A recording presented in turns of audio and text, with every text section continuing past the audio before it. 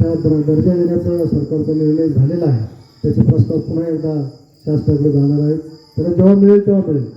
परंतु एक तुम्हाला आनंदाची गोष्ट निश्चितपणे सांगितली पाहिजे की यावर्षी काल परवाच मागच्या आठवड्यातच विधानसभेमध्ये आमच्या बऱ्याच आमदारांनी आम्ही एक प्रश्न उपस्थित केला की पाणंद रस्त्याच्या बाबतीमध्ये सरकारचं जो धोरण आहे ते पाणंद रस्ते रोजगार हमीवर त्या ठिकाणी करायला ज्यावेळेस तुम्ही घेत आहे त्यावेळेस त्या रस्त्याची कामं एक तर खरी चांगली टाकली जात नाही आणि दर्जेदार कामं होत नाहीत आणि पुन्हा पुन्हा ते रस्ते खराब होत आहेत आणि म्हणून त्याच्यामध्ये कुठल्या तरी प्रकारे एक चांगलं कायमस्वरूपी ते रस्ते टिकतील अशा पद्धतीचं सुधारणा झाली पाहिजे.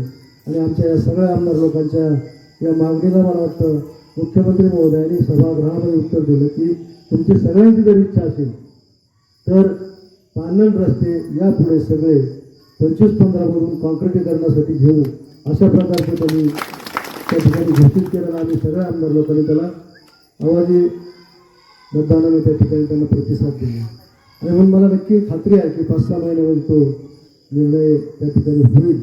आणि मग पाणंद रस्त्यांचा जर कॉन्क्रिटीकरणाचा निर्णय झाला तर मला वाटतं या रस्त्यावर डांबरीकरण करण्यापेक्षा आणि खडीकरण करण्यापेक्षा कॉन्क्रिटीकरणासाठी जर घेतला तर हा कायमस्वरूपी रस्ता टिकेल.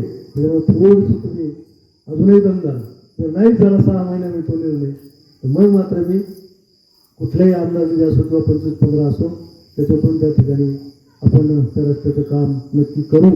त्याच्याबद्दल तुम्ही मनामध्ये काही प्रकारची शंका ठेवू नका. कारण आम्ही इथं आधीही सांगितलं की माझ्या 2-2.5-3 वर्षाचा जो सभापतीपदाचा कालावधी होता जिल्हा परिषदेचा त्याही काळात तुम्ही पाहिजे मी ज्या ठिकाणी शब्द दिला त्या ठिकाणी ते काम केलं. कुठेही असं झालं नाही की आम्ही एखादी पाठी लावली आणि त्या ठिकाणी काम झालं असं एकही उदाहरण आम्हाला तालुक्यामध्ये त्या ठिकाणी दाखवलं.